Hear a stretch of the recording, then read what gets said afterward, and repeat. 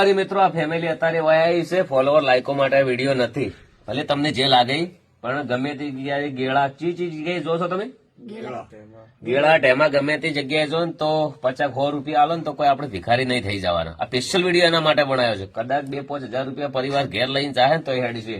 Position જુઓ, 50% પરિવાર તો અમને અંદર સુરદાસ છે કે જેને દેખાતું નથી અને 50% ફેમિલી એવું છે કે એમનાથી કોમ ધંધો થાય એવો નથી. એટલે આખું ફેમિલી પટી ગયેલું છે. અત્યારે ત્રણ જોડે સારા કપડા આલ્યા છે, મસ્ત નાઈ નાખવાનું, રોજ જેટલું બને ને એટલું વ્યવસ્થિત રહેવાનું. શું કરવાનું? હા હો ને ગીતા, શું કીધું? જો આ કપડા છે મસ્ત નાઈને વ્યવસ્થિત પહેરજો, લઈ જાજો. તને તો દેખાય ને કપડે? એમ ને?